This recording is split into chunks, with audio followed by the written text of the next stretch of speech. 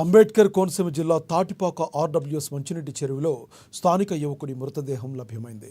మృతి చెందిన వ్యక్తి గుమ్మడి కుమారస్వామిగా గుర్తించారు. పోస్టుమార్టం నిమిత్తం మృతదేహాన్ని పోలీసులు రాజోలు ప్రభుత్వ ఆసుపత్రికి తరలించారు.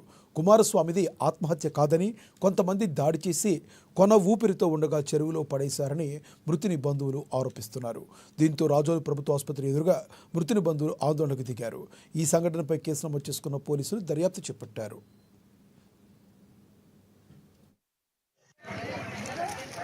మా బావైన కుమారస్వామి, గుమ్మడి కుమారస్వామి అనే మా బావని 20వ తారీఖు నైట్ నుంచి 12 తర్వాత నుంచి కనబట్టలేదు. 20వ తారీఖు 12వ తర్వాత నుంచి కనబట్టలేదు. ఏమైందని చెప్పేసి గాలించడం వల్ల ఏమో పోలీస్ స్టేషన్ లో ఫిర్యాదు ఇవ్వడం జరిగింది. అవడం వల్ల మొత్తం అందరికి చెప్పడం, మొత్తం ఫ్రెండ్స్ కి ఇవన్నీ తెలియపడటం అయింది. ఊరు మొత్తం తిరగడం అయింది. పోలీస్ స్టేషన్ పెళ్లి ఇచ్చింది 1:30కి ఫిర్యాదు ఇచ్చాం. 20వ తారీఖు మధ్యాహ్నం 3 తర్వాత శవమై పొలచేరులో తేలడానికి ఆకుల మీద అనుమానంగా ఉంది. 2 days నుంచి మిస్ అయ్యారని చెప్పి మాకు కాల్ రావడం జరిగింది. మిస్ అయితే దొరుకుతాడేమో అనుకున్నాం. ఇప్పుడు చూస్తే ఏమో శవమే వేలాడు ఊర్లో. మాకేమో అనుమానాలు అయితే ఉన్నాయని చెప్పారు. అదైతే వాస్తవం అయితే జరిగింది. బాడీ నిండా బ్లడ్ అయితే నిండున్నది. మాకైతే న్యాయం కావాలని కోరుకుంటున్నాం.